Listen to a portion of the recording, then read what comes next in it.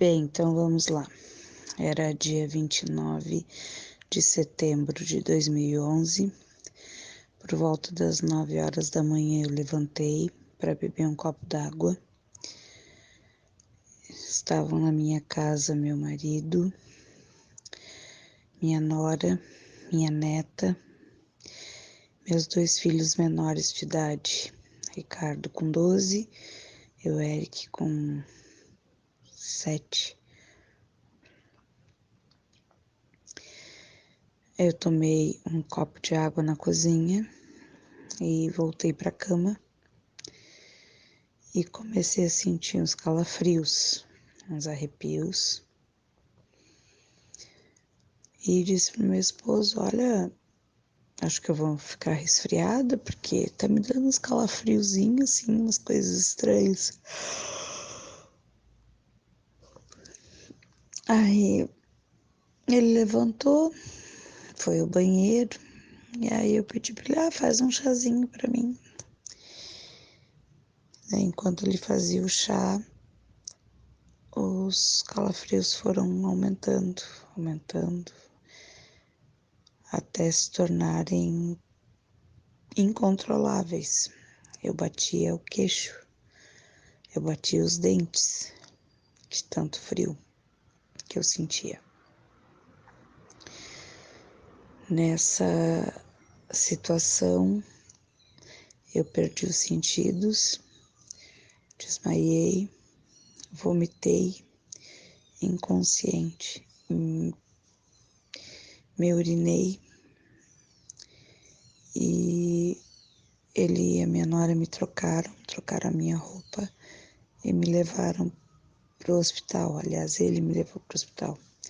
A caminho do hospital eu consegui, assim, ouvir, parecia que eu estava bêbada, parecia que eu tinha bebido muito.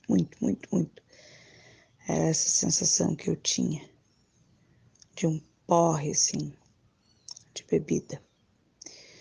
Chegando lá, eu ouvia o médico perguntando se eu usava medicação controlada, se eu havia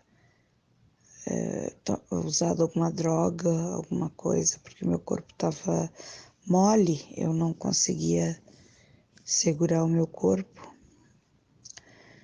E o meu cérebro funcionava, só o meu pensamento, assim. Eu pensava assim: meu Deus, eu não tô ficando louca. Eu fui colocada numa sala com outros pacientes e eu não tinha condições de abrir os olhos, porque eu estava muito ruim. Esse barulhinho que vocês estão ouvindo é o meu gatinho que tá aqui comigo. Aí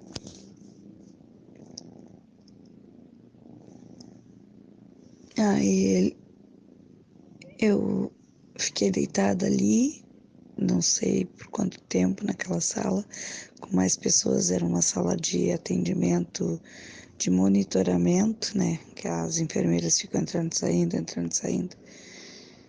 Enfim, eu comecei a ouvir uns barulhos, umas conversas.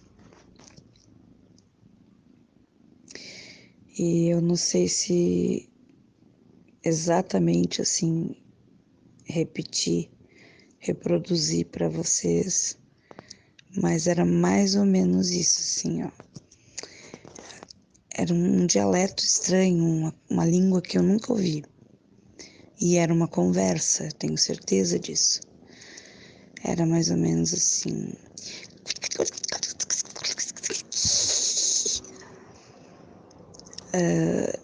E dava uns grunhidos, uns grunhidinhos, assim.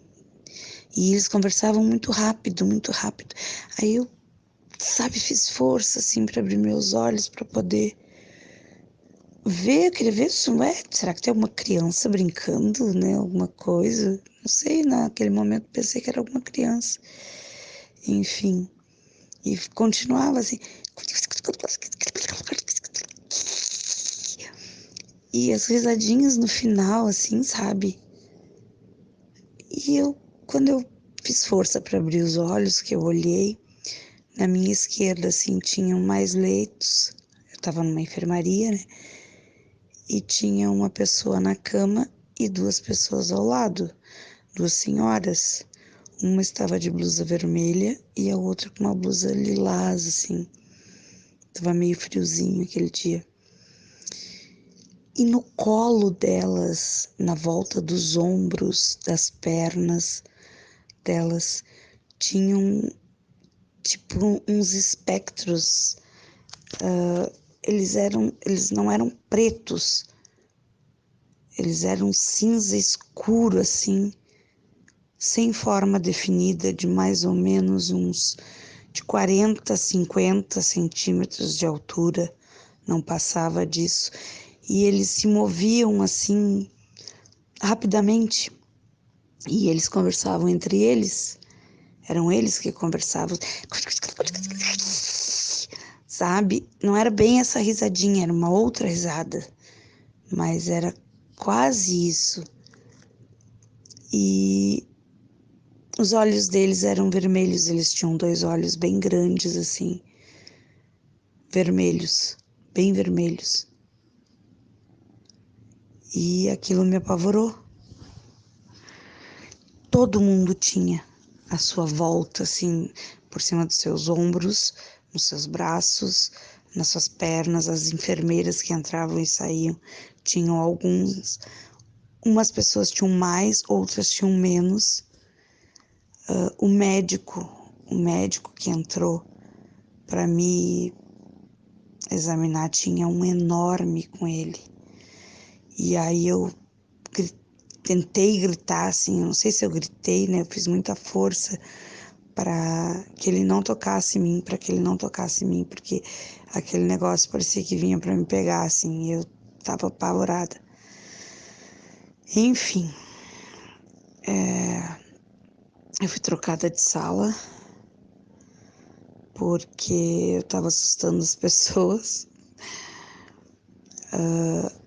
Aí nessa sala que eu fiquei sozinha não tinha ninguém, só tinha uma moça que não tinha. Essa última enfermeira que veio me atender não tinha nada com ela, nenhum com ela. E daí nós fomos, ela foi meio conversando comigo e eu fiquei muito assustada mesmo. Eu tinha a impressão que se eu dormisse, eu ia morrer, eu ia dormir para sempre, sabe? Eu não ia mais acordar. E eu fiquei com uma febre de 42 graus. Eu tenho isso para comprovar. Assim que eu achar o papel, eu dou um print, fotografo ele e mando. Porque eu fiz de lá para cá, eu já fiz 3 mudanças, mas eu tenho ele em algum lugar. E eu tive febre de 42 graus, eu tive a minha glicose aumentada em 480, eu tive batimentos cardíacos acima de 200, eu não sei precisar agora, não lembro, muito por minuto, mais de 200 batidas por minuto. E foi um ataque assim, foi uma coisa entre as 9 da manhã e 3 horas da tarde. Nessa sala sozinha eu consegui descansar. E aí quando eu me senti forte, assim, que eu acho que eu pensei assim, não, agora eu consigo dormir, que não vai acontecer nada. Já passou essa sensação que eu tinha, né, que eu ia morrer. Aí eu relaxei e dormi. Eu acordei por volta das 3 horas da tarde. Eu havia emagrecido 3 quilos, das 9 da manhã às 3. Eu suei tanto. A minha roupa encharcava. Dava de torcer a minha roupa. E eu acordei bem assim como eu tô conversando com vocês. Lúcida, assim, sabe? Não tinha mais aquela sensação da bebedeira, de estar bêbada. E foi isso que aconteceu.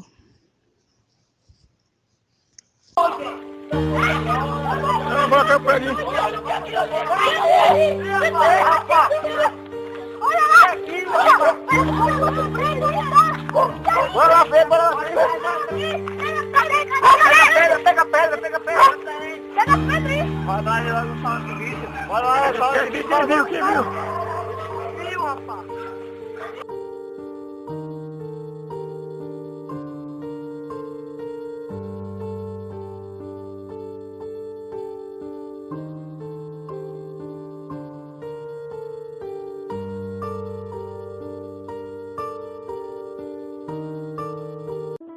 Marisa, do Rio de Janeiro, pergunta: qual é a visão da Torá sobre o Satanás? Quais são seus poderes e influência na Terra? O Talmud nos diz que existe um anjo negativo que ele recebe vários nomes. Hua Yetzer Hara, Hua Satan, Hua Malach HaMavet.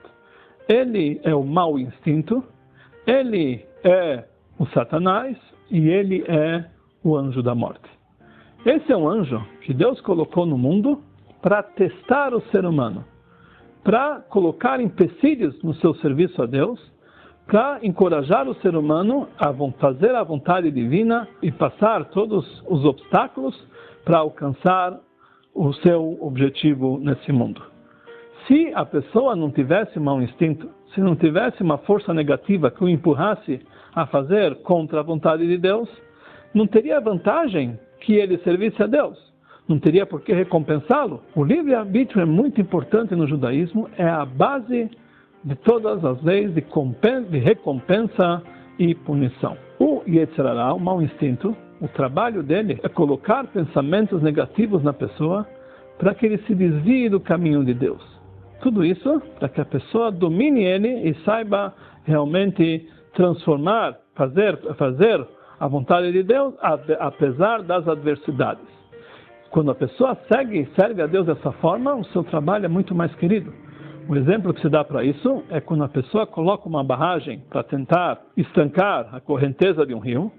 Quando a correnteza é forte, não somente que ela não para, mas ela leva embora todas as pedras e ela fica com muito mais força. O Yetzer Hara, o mau instinto, ele é feito para tentar impedir a pessoa de servir a Deus, para que ele possa servir com muita mais força e muito mais dedicação. Se o Yetzer Hara, o mau instinto, conseguiu dominar a pessoa, conseguiu fazê-lo pecar, ele se transforma num outro anjo negativo, que se chama Satanás, Satan. O trabalho do Satan é acusar as pessoas que pecaram, acusar aqueles que se desviaram do caminho, ou tentar provar que as pessoas no mundo não são perfeitas. E ele faz parte do tribunal celestial, que ele é ao lado daqueles que são os promotores, para impedir que a recompensa chegue. E isso é importante, porque num tribunal sempre tem que ter o lado da defesa e dos promotores. Porque se só tivesse defesas, não tem ninguém para ir contra essa ideia, não teria nunca a possibilidade da pessoa ser julgada de forma correta pelos seus atos, e jamais poderia se aplicar uma punição merecedora a quem merece. Então, por isso é necessário a existência desse acusador. Depois, ele morre para o Satanás, ele se transforma no anjo da morte. Quando ele vem trazer o castigo decretado lá em cima, ele recebe o nome Malach HaMavet, o anjo da morte. Não somente ele traz, Deus nos livra, o contrário da vida, mas às vezes ele traz outras punições, que também são comparadas com a morte. Normalmente, as pessoas costumam se confundir o Satan com o que chamam Sheidim. Sheidim são demônios. Outras entidades que não têm nada a ver com Satan. Sheidim são demônios que eles prejudicam a pessoa aqui embaixo, que eles atacam as pessoas e prejudicam eles em certas ocasiões. Normalmente, existem milhares ou milhões de Sheidim pelo mundo inteiro, só que nós não temos contato visual com eles. Enquanto nós não percebemos, eles não nos prejudicam. Através dos ensinamentos profundos do Talmud, existe possibilidade de enxergar um desses diabos, mas aí a pessoa estará suscetível a ser atacada por ele. o chefe de todos os Sheilim, o chefe de todos os diabos, o rei deles era chamado Ashmedai. Esse Ashmedai, ele conseguiu destronar o rei Salomão. O Talmud nos conta que por uma época ele passou a ser o rei fantasiado do rei Salomão, enquanto que o rei Salomão foi exilado por ele para uma ilha longínqua, até que com a reza e orações ele conseguiu voltar ao seu trono e conseguiu prender esse anjo, esse demônio chamado Ashmedai.